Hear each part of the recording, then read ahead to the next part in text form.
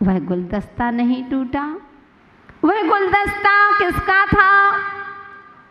एक धातु का था, कोई भी, चाहे पीतल जो भी हो, धातु का था। तो जैसे ही फेंका और टन करके वह उधर खिसक गया। उसने कहा, हे मानव, हे मित्रों, इससे शिक्षा लो। उसने कहा, मैं क्या शिक्षा लूं? पहले ये बताओ कि आपने मेरा गुलदस्ता क्यों फेंका? उसने कहा कि ऐसा गुलदस्ता किस काम का कि थोड़ी सी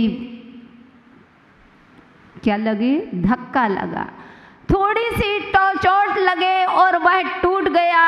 अगर गुलदस्ता होना चाहिए तो इस धातु की तरह होना चाहिए, कितना भी फेंक दो लेकिन वह टूट नहीं सकता है। ऐसे ही भव्यात्माओं, वह राजा कहता है कि ऐसी इमारत किस काम की कि थोड़ी सी भूकंप आ जाए और गिर जाए। ऐसी बिल्डिंग किस काम की कि थोड़ी सी भूकंप आने पर गिर गई तो वह बिल्डिंग किस काम की। ऐसे ही मानव जीवन में बंधो, ऐसे विशुद्धता किस काम की कि थोड़ी सी तुम्हारी प्रतिकूलता मिली और तुम्हारी श्रद्धा टूट गई। अगर वह टूटती है तो तुम्हारी श्रद्धा उस कांच के गुलदस्ते की तरह होती है। इसलिए मैं यह कहना चाहती थी कि हमें अपनी श्रद्धा को बड़े मजबूती के साथ देव शास्त्र गुरु के प्रति एक बार जो श्रद्धा हो गई तो बंदो जीवन में वह श्रद्धा कभी टूटती नहीं है। अगर कुछ गलत भी देखते हैं तो वह सम्यक दृष्टि कहता है कि मेरी आँख गलत हो सकती है लेकिन मेरा जैन धर्म कभी गलत नहीं हो सकता, मेरे देव शास्त्र गुरु कभी गलत नहीं हो सकते हैं। ये होती है श्रद्धा की आँख। वो बंदो श्रद्धा है तो तुम्हारी कीमत है और श्रद्धा नहीं है तो तुम्हारी कोई भी कीमत नहीं है। जो श्रद्धा होता है, कहते हैं कि श्रद्धा जो होती है वह लकड़ी की नाव के समान होती है और तर्क जो होता है वह कागज की नाव के समान होता है। कागज की नाव को पानी में डालो तो क्या हो जाएगी? गल जाएगी। क्या उस नाव से में बैठ करके आप उस पार में जा सकते हो? क्या नहीं जा सकते हो।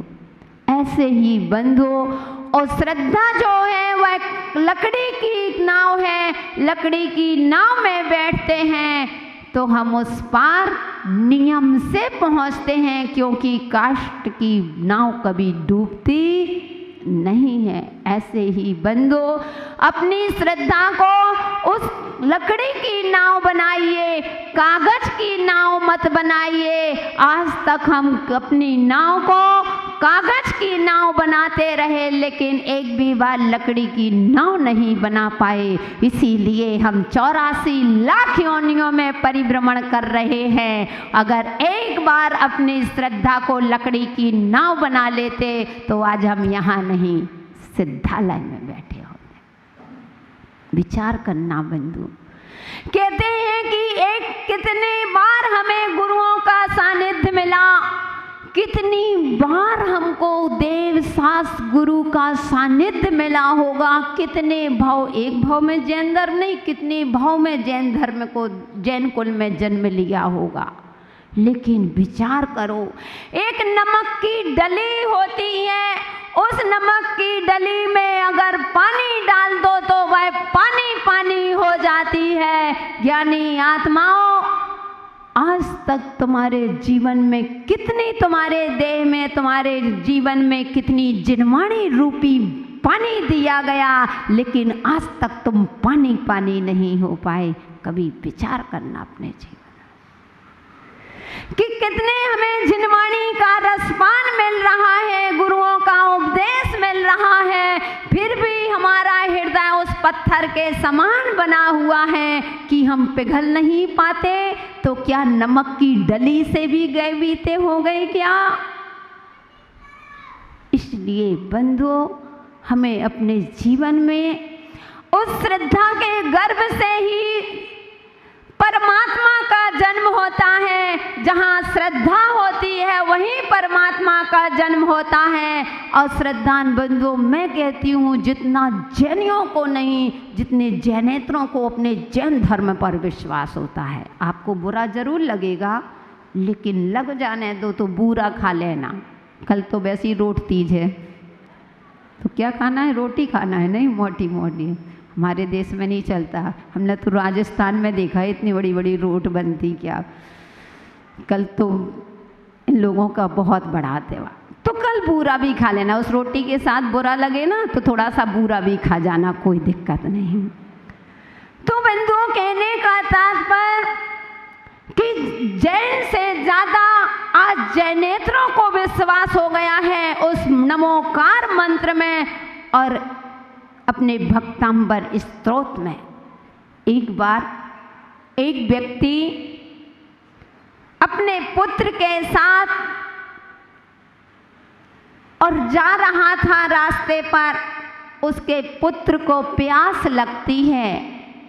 उसने जैसे ही कहा कि पिताजी मुझे प्यास लगी है, पिताजी ने तुरंत आगे चला, एक कुआं मिला। पहले कुआं देखा कुआं सूखा था। 2-3 कुएं देखे, कुआं सूखे डले हुए हैं। अब वह प्यास से तड़प रहा है और मुसलमान का एरिया था। उसने कहा कि मैं इनके यहाँ तो पानी नहीं पीने दूंगा। बंधुओं, एक मुसलमान था, वह उठा और उसने तुरंत 27 कंकड़ लिए, 27 कंकड़ उठाए और तो एक एक कंकड़ को उस कुएं में डालता गया। जैसे ही पूरे 27 कंकड़ हुए, उस कुएं में लबालब पानी आ गया। हकीकत घटना है, बिल्कुल पानी कुआं भर गया। अब वह जैन भाई था, वह कहता है कि भाई मुझे भी तो बताओ कि तुमने कौन सा मंत्र पढ़ा है, मुझे भी बताओ, ये मंत्र मैं भी सीखना चाहता हूँ। तो उसने कहा कि आप कौन हैं? तो वह कहता है कि मैं जैन हूँ। शायद तुम ही लोग रहे होंगे। वह कहता है कि मैं जैन हूँ। बोले तुम जैन हो? अरे तुम्हारे पास तो ये मंत्र पहले से ही है। तो बोले क्या कहते, मेरे पास तो कोई मंत्र नहीं है। कुएं में पानी लाने के लिए मेरे पास ऐसा कोई मंत्र ही नहीं है। तो बोले नहीं सेठ जी, आपके पास मंत्र है और आपके ही धर्म का जो मंत्र है वही मंत्र पढ़ के मैंने इसमें कंकड़ डाले। बोले कौन सा मंत्र है? बोले नमो अरिहंताड़म, नमो सिद्धाड़म, नमो आयरियाड़म, नमो वज्राड़म, नमो लोहेशब्दुषम। यानी मैं एक बार पंच परमेष्टि मंत्र को पढ़ा और एक कंकड़ को छोड़ दिया। वह कहता है कि अरे मेरे पास तो ये मैं तो रोज पढ़ता हूँ। वह कहता है कि उच्चारण से है, आपके पास तर्क के साथ है, लेकिन श्रद्धा के साथ आपके पास मंत्र नहीं है। बंधुओं, जहाँ श्रद्धा होती है वही मंत्र कार्यकारी होते हैं। कहते हैं कि आड़म ताड़म कछु न जानम, सेठ बचन प्रमाणम। और इतना करते करते उनको आकाशगामिनी विद्या सिद्ध हो गई थी। मालूम था किसकी कहानी है ये? अंजन चोर की। जब चोरी करके लाता है और पकड़ा जाता, उसने सोचा अब तो पकड़ में ही आ गया हूँ तो क्या करूं। एक सेठ के पास गया था, वहाँ पर नमोकार मंत्र दिया था, बनता कुछ नहीं था। उसने कहा मरना है तो मरे, लेकिन वह चढ़ गया और कहता है आड़म ताड़म कछु न जानम, सेठ बचन प्रमाणम, कि सेठ के ऊपर वचन पे तो आकाशगामिनी विद्या सिद्ध हो गई थी बंधु। और कहते हैं राम राम का नाम का निकला यह परिणाम, और मन में श्रद्धा चाहिए मरा कहो या राम। कहते हैं कि जब वाल्मीकि बैठे थे राम राम की जगह मरा मरा का ध्यान करने लगे थे, तो उनका यह परिणाम निकला था कि वह ऊंचाइयों में पहुंच गए थे। ऐसे ही भव्यात्माओं, जैन दर्शन अपना कहता है कि श्रद्धा को जगाइए, अपनी श्रद्धा को मजबूत करिए। जितनी आपकी श्रद्धा होगी उतने ही आपके जीवन में चमत्कार होंगे। और अगर आपके जीवन में श्रद्धा नहीं है तो कितना भी पैसा कमा लेना, कुछ भी कमा लेना, वह धर्म तुम्हारे जीवन में ही नहीं उतरेगा। और धर्म तुम्हारे जीवन में नहीं उतरेगा तो धन तुम्हारे पास कैसे आ सकता है? क्योंकि धर्म की परछाई जो होती है वह धन होती है। अगर धर्म है तो धन तुम्हारे पीछे है, और धर्म नहीं है तो तुम्हारे पास कुछ भी नहीं। एक व्यक्ति रास्ते में बहुत अच्छा महल बनाया, 2-3 परिवार में भाई भाई थे, और वहाँ से एक वृद्ध निकलता है तो वृद्ध उसके दरवाजे में बैठ जाता है और वह कहता है कि बेटा मुझे एक गिलास पानी पिलाओगे क्या? उसने कही हाँ दादाजी आइए, और स्वाद सम्मान घर के अंदर ले जाता है और पानी पिलाता है। और बड़े अच्छे से जैसे ही वह वृद्ध पानी पी कर के निकलने लगा तो उसने कहा नहीं, मेरे यहाँ पर घर में कोई वृद्ध नहीं है, मैं आपको अपने घर में रखना चाहता हूँ, आप मेरे घर में रहिए। मैं जितना आप कहोगे हाव भगत खूब करूँगा। हम लोगों को वृद्धों की सेवा करने में बड़ा आनंद आता है। और वास्तव में बंधु, वृद्ध लोग होते हैं आप लोगों के लिए भारी हो गए हैं आज के समय में, लेकिन ध्यान रखना जो मुखिया होते, वृद्ध जो होते हैं, नमक के समान हुआ करते हैं। भोजन में सब कुछ हो और नमक ना हो तो भोजन का स्वाद नहीं आता है। ऐसे घर के वृद्ध लोग होते हैं, अपने माता पिता होते हैं, वह नमक के साथ अगर भोजन में नमक मिल जाता है तो उसका स्वाद बढ़ जाता है। ऐसे वृद्ध अपने घर में हैं, उनकी सेवा करने का अवसर मिल रहा है तो तुम्हारे जीवन का और स्वाद बढ़ जाता है। तो उसने कहा कि आप मेरे घर में रहिए। उसने कहा कि ठीक, अब वृद्ध कोई आपके है क्या? बोले नहीं, मेरे घर में कोई नहीं है। कोई नहीं है दादाजी, तो आपको क्या करना? आपको इतना अच्छा महल मिल रहा है, जहाँ जिस कमरे में रहना चाहो वह रुक गया। कुछ काफ़ी दिन हो गए, 1 महीना 15 दिन, 1 महीने से ऊपर निकल गया। उस दादाजी की हाव भगत हो रही है, समय पर पानी पर खड़े हैं, पानी लेकर के खड़े हैं, भोजन लेकर के खड़े हैं, चाय लेकर के खड़े हैं कि घर के बेटे भी क्या सेवा करेंगे। ऐसे सेवा हो रही है, वो आनंद मना रहे हैं, बड़ों की सेवा करके आनंद मना रहे।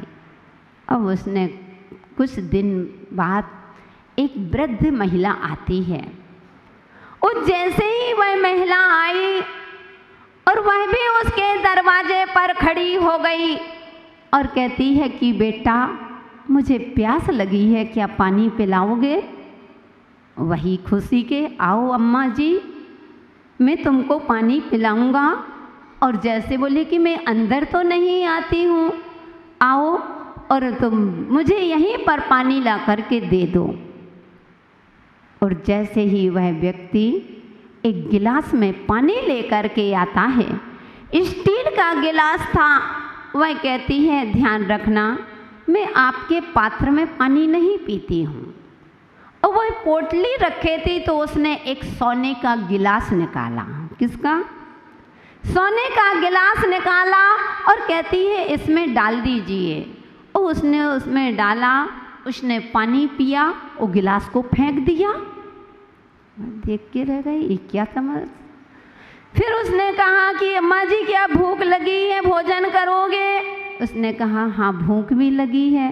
और जैसे ही वह भोजन लेकर के थाली, उसने कहा मैंने कह दिया ना मैं आप लोगों के पात्रों में भोजन नहीं करती हूँ। उसने अपनी पोटली से सोने की थाली निकाली, इतनी प्लेट थी, ज़्यादा बड़ी नहीं थी, इतना भी लालच आ जाए, छोटा सा प्लेट था।